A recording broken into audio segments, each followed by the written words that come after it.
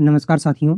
आज की इस वीडियो में हम क्लास 10th एसएसटी हिस्ट्री के चैप्टर नंबर 1 यूरोप में राष्ट्रवाद का उदय के महत्वपूर्ण 1 मार्क्स क्वेश्चन देखेंगे जो कि पीवाईक्यूज रहेंगे। ये प्रश्न आपकी बोर्ड एग्जाम्स की तैयारी के लिए बहुत ही उपयोगी रहेंगे। अगर आप एग्जाम में अच्छे मार्क्स लेना चाहते हैं तो इस वीडियो को अंत तक जरूर देखें, क्योंकि यहाँ हम केवल इंपॉर्टेंट और एग्जाम ओरिएंटेड जो क्वेश्चन हैं उन्हीं को देखेंगे। तो चलिए शुरू करते हैं आज का पहला महत्वपूर्ण प्रश्न। इसमें पूछा गया है, निम्नलिखित में से कौन सा क्षेत्र 1866 में एकीकृत इटली का भाग बना? Which one of the following region became a part of unified Italy in 1866? तो इसका राइट आंसर हो जाएगा ऑप्शन बी। वेनेशिया जो है ये इटली का भाग बनता है 1866 में, और ये आपको ध्यान रखना है कि ये बनता है ऑस्ट्रिया के साथ युद्ध के बाद। ऑस्ट्रिया के साथ युद्ध के बाद जो है ये इटली का भाग बनता है। चलिए अब नेक्स्ट क्वेश्चन देखते हैं। इसमें पूछा गया है, निम्न घटनाओं को कालानुक्रमिक क्रम में व्यवस्थित कीजिए। Arrange the following events in chronological order. तो देखिए, लिम्पजिंग के युद्ध में नेपोलियन की हार जो है ये होती है 1813 में। यूनानी स्वतंत्रता संघर्ष जो है इनकी शुरुआत जो है ये होती है 1821 में, और जॉल्वेरियन सीमा शुल्क संघ का जो गठन है ये होता है 1834 में, और वियना की जो संधि है इस पर हस्ताक्षर जो किए जाते हैं वो होते हैं 1815 में। यानी फर्स्ट पर ये आएगा और सेकंड पर ये, थर्ड पर ये और फोर्थ पर ये। तो इसका आंसर जो होगा वो हो जाएगा ऑप्शन बी। चलिए अब नेक्स्ट क्वेश्चन देखते हैं।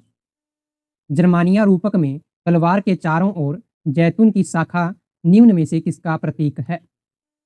इन reference to the Germania allegory the olive branch around the sword symbolise which one of the following. तो इसका जो राइट आंसर हो जाएगा वो होगा ऑप्शन सी। शांति स्थापित करने की इच्छा, विलनेस टू मेक पीस को जो है वो सिंबलाइज करता है। जर्मनिया जो रूपक है एलेग्री है, उसमें तलवार जो है वो वीरता का प्रतीक है, और उसके चारों तरफ जो जैतून की शाखाएं हैं वो शांति स्थापित करने की इच्छा को दर्शाती है। यानी कि जो जर्मनी है वो शांति के लिए भी तैयार रहता है। चलिए अब नेक्स्ट क्वेश्चन देखते हैं। इसमें पूछा गया है, निम्न घटनाओं को कालानुक्रमिक क्रम में व्यवस्थित कीजिए। Arrange the following events in chronological order. तो साथियों यहाँ पे अगर हम बात करें तो वियना संधि को अभी हमने देखा कि जो वियना संधि है ये होती है 1815 में। वहीं पर बात करें नेपोलियन युद्धों की शुरुआत, तो जो नेपोलियन युद्ध हैं इनकी शुरुआत होती है 1797 ईस्वी में। वहीं पर बात करें कि पर्सिया के राजा विलियम प्रथम को जर्मन सम्राट घोषित किया जाना, तो ये घटना होती है 1871 में। वहीं पर बात करें विक्टर इमैनुअल द्वितीय को इटली का राजा घोषित किया जाना, तो ये घटना जो है ये होती है 1861 में। यानी कि इसका जो राइट आंसर हो जाएगा वो होगा ऑप्शन सी, दूसरा, पहला, चौथा और तीसरा। चलिए अब नेक्स्ट क्वेश्चन देखते हैं। इसमें पूछा गया है, नेपोलियन संहिता से संबंधित निम्न तथ्यों को ध्यानपूर्वक पढ़िए और सही विकल्प चुनिए। Read the following fact related to Napoleonic Code carefully and choose the correct option. तो साथियों यहाँ से आपको ध्यान रखना है कि जो नेपोलियन कोड है इसको हम फ्रांसीसी नागरिक संहिता यानी कि फ्रांसीसी सिविल कोड भी कहते हैं, और इसको जो है लागू किया गया था नेपोलियन बोनापार्ट के द्वारा। कब? 21 मार्च 1804 ईस्वी में। ये आपको ध्यान में रखना है। अब अगर बात करें कि इसमें क्या क्या शामिल था और क्या नहीं था, तो जन्म आधारित विशेषाधिकारों का अंत, तो हाँ ये बिल्कुल सही है, ये इसमें था। दूसरा है कानून के समक्ष समानता स्थापित करना, तो हाँ ये भी सही है। संपत्ति अधिकारों की सुरक्षा, ये भी सही है। किसानों पर सीमांती कर लगाना, तो ये गलत है, इसमें कर नहीं लगाए गए थे बल्कि इन करों को हटा दिया गया था, ये आपको ध्यान में रखना है। तो इसका जो राइट आंसर हो जाएगा वो होगा option A. Only 1, 2 and 3 are correct. चलिए अब नेक्स्ट क्वेश्चन देखते हैं। इसमें है, इटली के निम्न क्षेत्रों को एकत्रित इटली में शामिल होने के क्रम में व्यवस्थित कीजिए। Arrange the following region of Italy in order of their inclusion in unified Italy. यानी कि जिस हिसाब से जो है इटली में इनका समावेश हुआ, इटली में ये जुड़े, उसी ऑर्डर में हमको इन्हें लगाना है। तो वेनेशिया को हमने देखा कि वेनेशिया जो है ये 1866 में इटली का जो भाग बना। इसके अलावा अगर हम बात करें सिसिलीज के बारे में, तो ये 1860 में जो है इटली का भाग बना था। और वहीं पर हम बात करें सिवाय सार्डिनिया के बारे में, तो ये पहले से ही स्वतंत्र था, और इसी के द्वारा जो है इटली के एकीकरण का नेतृत्व किया गया था।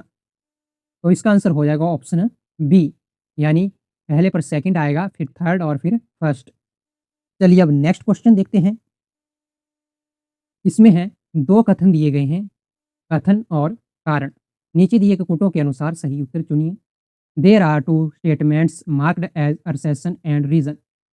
तो असर्शन जो है यानी कथन हमारे पास दिया गया है, पर्सिया की पहल पर जॉलवेरिन सीमा शुल्क संघ का गठन हुआ। कारण दिया गया है, इसका उद्देश्य वस्तुओं, लोगों और पूंजी की निर्बाध आवाजाही हेतु एकीकृत आर्थिक क्षेत्र बनाना था। यानी कि इसका जो उद्देश्य था वो लोगों, वस्तुओं और जो पूंजी है उसका बिना किसी बाधा के एक जगह से दूसरी जगह तक ले जाने के लिए एक आर्थिक क्षेत्र बनाना था। तो साथियों इसका जो राइट आंसर हो जाएगा वो होगा option A. Both A and R true and R is the correct explanation of A. अगर बात करें कि इसको कब बनाया गया था, तो अभी मैंने थोड़ी देर पहले देखा कि इसका जो गठन है वो 1834 में किया गया था और इसी के द्वारा जो है जर्मनी के एकीकरण की नींव भी पड़ी थी। ये भी आपको ध्यान में रखना है। चलिए अब नेक्स्ट क्वेश्चन देखते हैं। इसमें पूछा गया है, ज्यूसेप्पे गैरिबाल्डी निम्नलिखित में से किस देश से संबंधित थे? From which of the following country did Giuseppe Garibaldi belong? तो ज्यूसेप्पे गैरिबाल्डी जो है वो इटली से संबंधित थे, यानी इटली के थे, इसलिए राइट आंसर हो जाएगा ऑप्शन बी। और एक बात आपको और ध्यान रखनी है कि ज्यूसेप्पे गैरिबाल्डी द्वारा इटली में जो है रेड शर्ट्स नामक एक जो है स्वयंसेवक संगठन था, उसका भी नेतृत्व किया गया था। चलिए अब नेक्स्ट क्वेश्चन देखते हैं। इसमें हमारे पास जो है 2 कथन दिए गए हैं, असर्शन और रीजन। तो असर्शन जो है ये है हमारे पास है 1871 के बाद यूरोप में राष्ट्रवादी तनाव का सबसे गंभीर स्रोत बाल्कन क्षेत्र था। कारण है, बाल्कन का बड़ा भाग ऑटोमन साम्राज्य के नियंत्रण में था। The most serious source of nationalist tension in Europe after 1871 was Balkan. Reason है, a large part of the Balkan was under the control of Ottoman Empire। तो साथियों इसका जो राइट आंसर हो जाएगा वो होगा option A. Both A and R true and the R is correct explanation of A. यहाँ पे आपको ध्यान रखना है कि 1871 के बाद जो है ऑटोमन साम्राज्य जो है वो कमजोर होने लगता है और बाल्कन जो है यहाँ पर बहुत सारी विभिन्न जातियाँ रहती हैं और वो आज़ादी की मांग करना शुरू कर देती हैं। चलिए अब नेक्स्ट क्वेश्चन देखते हैं। इसमें है, निम्न घटनाओं को कालानुक्रमिक क्रम में व्यवस्थित कीजिए। Arrange the following events in chronological order. तो साथियों इसका राइट आंसर हो जाएगा ऑप्शन सी, यानी थर्ड, फर्स्ट, सेकंड और फिर फोर्थ। तो बात करें कि नेपोलियन की हार कब होती है, तो नेपोलियन की हार जो है ये होती है 1815 ईस्वी में। और बात करें कि कहाँ पे होती है, तो ये होती है वाटरलू का जो युद्ध होता है उसमें। फिर बात करें कॉन्स्टेंटिनोपल संधि के बारे में, तो कॉन्स्टेंटिनोपल जो संधि है ये 1832 ईस्वी में होती है। इटली का एकीकरण आप सभी को पता है कि 1861 में होता है और जर्मनी का एकीकरण 1871 में होता है। ये सभी आपको ध्यान में रखने हैं क्योंकि यहीं से जो है प्रश्न आपके एग्जाम में बनेंगे। चलिए अब नेक्स्ट क्वेश्चन देखते हैं। इसमें पूछा गया है, निम्नलिखित को कालक्रमिक अनुसार क्रम में व्यवस्थित कीजिए। Arrange the following in chronological order. तो नेपोलियन युद्धों के बारे में हमने देखा था कि ये शुरू हुए थे 1797 में। बियाना की संधि के बारे में भी हमने पढ़ा कि बियाना की जो संधि है ये होती है 1815 में। यूनानी स्वतंत्रता संघर्षों के बारे में भी हमने पढ़ा कि ये कब शुरू हुए, तो ये शुरू होते हैं 1821 में और ये लगभग 1829 या फिर 30 तक चलते हैं। और इसके बाद जो है ऑटोमन साम्राज्य में स्लाव राष्ट्रवाद जो है वो शुरू हो जाता है। तो इसका जो राइट आंसर होगा वो हो जाएगा ऑप्शन बी, यानी कि फर्स्ट, सेकंड, थर्ड और फोर्थ ये इसी क्रम में रहेंगे। चलिए अब नेक्स्ट क्वेश्चन देखते हैं। इसमें पूछा गया है, 1815 में नेपोलियन की हार के बाद यूरोप में मुख्यतः किस प्रकार की सरकारें स्थापित हुई? Which type of governments was mainly driven in Europe after the defeat of Napoleon in 1815? तो इसका राइट आंसर हो जाएगा ऑप्शन ए, रूढ़िवादी यानी कि कंजर्वेटिव। 1815 के बाद जब यूरोप में नेपोलियन की हार हो जाती है तो वहाँ पे कंजर्वेटिव यानी रूढ़िवादी सरकारें जो हैं वो प्रबल हो जाती हैं और इनका उद्देश्य होता है कि जो पुरानी व्यवस्था थी, राजशाही तंत्र था, उसको वापिस लाना। चलिए अब नेक्स्ट क्वेश्चन देखते हैं। इसमें पूछा गया है, निम्नलिखित में से किन देशों के समूहों ने 1815 में नेपोलियन को सामूहिक रूप से हराया? Which one of the following groups of countries collectively defeated Napoleon in 1815? तो इसका राइट आंसर हो जाएगा ऑप्शन ए, ब्रिटेन, रूस, पर्सिया और ऑस्ट्रिया जो है, इन चारों ने मिलकर जो है नेपोलियन को 1815 में हराया था। चलिए अब नेक्स्ट क्वेश्चन देखते हैं। इसमें पूछा गया है 18वीं शताब्दी के उत्तरार्ध में औद्योगिकरण की शुरुआत निम्नलिखित में से किस यूरोपीय देश से शुरू हुई? Industrialization began in which one of the following European country in the second half of 18th century? तो इसका राइट आंसर हो जाएगा ऑप्शन डी, इंग्लैंड। इंग्लैंड से जो है 18th सेंचुरी के सेकेंड हाफ में जो है औद्योगिकरण यानी कि इंडस्ट्रियलाइजेशन की शुरुआत होती है। चलिए अब नेक्स्ट क्वेश्चन देखते हैं। जुलाई 1830 में पहला राष्ट्रवादी विद्रोह निम्नलिखित में से किस देश में हुआ? In which one of the following countries did the first liberal nationalist upheaval take place in July 1830? तो इसका राइट आंसर हो जाएगा ऑप्शन ए, फ्रांस। यानी कि फ्रांस से जो है जुलाई 1830 में पहला राष्ट्रवादी विद्रोह होता है, जो कि धीरे धीरे पूरे यूरोप में फैल जाता है। चलिए अब नेक्स्ट क्वेश्चन देखते हैं। निम्नलिखित में से किसने कहा था जब फ्रांस छींकता है तो बाकी यूरोप को जुकाम हो जाता है? Who among the following remarked when France sneeze the rest of Europe catches cold? तो इसका राइट आंसर हो जाएगा ऑप्शन बी, मेटरनिख ने ये कहा था कि जब फ्रांस छींकता है तो बाकी यूरोप को जुकाम हो जाता है। और इसका अर्थ ये था कि जब फ्रांस में कोई भी राजनीतिक घटना होती है तो उसका प्रभाव जो है पूरे यूरोप पर पड़ता है। चलिए अब नेक्स्ट क्वेश्चन देखते हैं। इसमें है 1848 की यूरोप की उदारवादी क्रांति से संबंधित तथ्यों को पढ़िए और सही विकल्प चुनिए। Read the facts regarding the revolution of the liberals in Europe during 1848। तो इसका जो होगा कि राजा का त्यागपत्र यहाँ ये सही है। सार्वभौमिक पुरुष मताधिकार की घोषणा हाँ ये भी हुई। महिलाओं को राजनीतिक अधिकार दिए गए नहीं, ये गलत है। प्रेस की स्वतंत्रता की मांग की गई, हाँ ये भी सही है।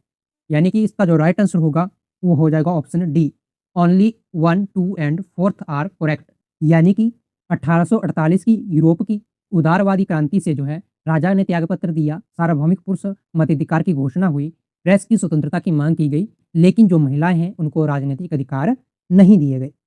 चलिए अब नेक्स्ट क्वेश्चन देखते हैं। निम्नलिखित में से कौन United kingdom of great Britain का भाग नहीं है? विच of the following is not a part of the United kingdom of great Britain? तो इसका राइट आंसर हो जाएगा ऑप्शन बी, पोलैंड जो है वो United kingdom of great Britain का भाग नहीं था। चलिए अब नेक्स्ट क्वेश्चन देखते हैं। इसमें है निम्नलिखित में से जर्मनी के एकीकरण का वास्तुकार कौन था? Who among of the following was architect of unification of Germany? तो इसका राइट आंसर हो जाएगा option number A, auto von Bismarck जो है ये जर्मनी के एकीकरण के वास्तुकार हैं।